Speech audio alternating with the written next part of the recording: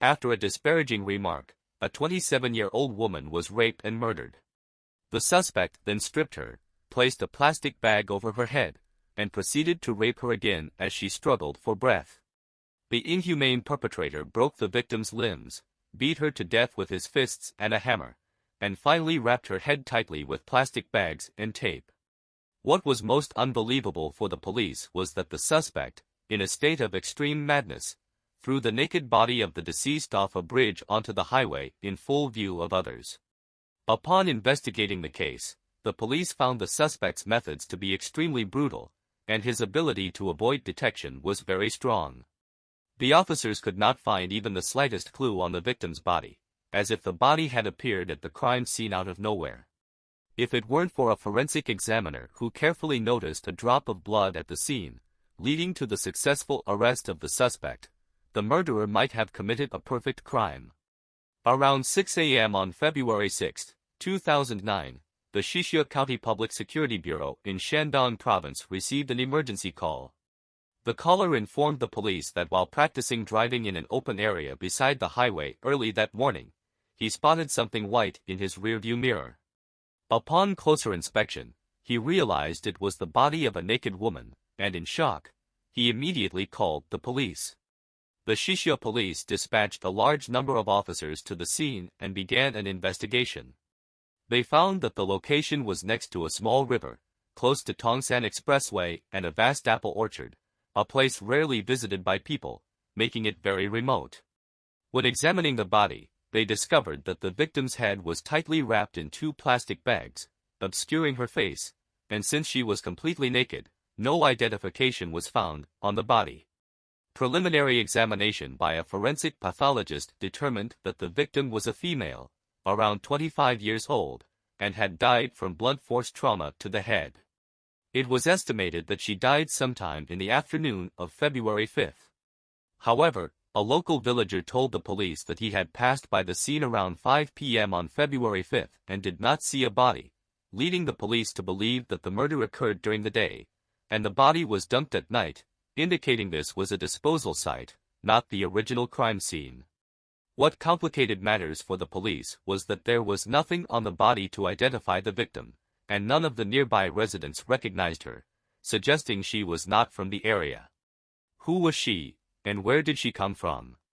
In homicide investigations, finding the source of the body is crucial for progress, but the police were disappointed to find no leads regarding her identity. Just when the investigation seemed to hit a dead end, a meticulous forensic examiner discovered a drop of blood on a stone. Technicians confirmed that the blood belonged to the victim. Based on this, the police made a bold assumption that the body had been thrown from a bridge over the Tongsan Highway, and the drop of blood must have fallen on the stone when the body was thrown. The police then focused their attention on the bridge, where they found black stains suspected to be blood on the railing. Forensic analysis confirmed that these spots were indeed the victim's blood. The police concluded that the bridge was the site where the body was thrown. Furthermore, additional autopsy results indicated that the body had been transported from another location by the suspect. Using these clues, the police pieced together the likely sequence of events. The killer first murdered the victim at the initial crime scene, then transported the body to the bridge, and finally disposed of it. To apprehend the culprit, the police needed to locate the vehicle used by the suspect. However, the police faced a daunting task, as tens of thousands of vehicles traveled the Tongsan Highway each day, making it almost impossible to single out the suspect's vehicle. Therefore, the police turned their attention to the 2 plastic bags covering the victim's head, which were the only remaining clues. Upon examination, the black plastic bag was identified as a common garbage bag, but the white one was more distinctive. A phone number found on the white bag led to a manufacturer in Rizhao, Shandong. The manufacturer reported that they had produced over 100,000 of these bags, all sold in Huayan, Jiangsu, confirming the police's suspicion that the suspect's vehicle originated from Huayan, south of Xixia, and suggesting that Huayan was likely the primary crime scene. Since the suspect chose to dispose of the body on the highway, he would have had to pass through toll stations. There are more than 30 toll stations along the Wabaijia kilometers from Huayan, Jiangsu, to Xixia, Shandong. The police decided to review surveillance footage from all nearby toll stations in hopes of identifying the suspect's vehicle.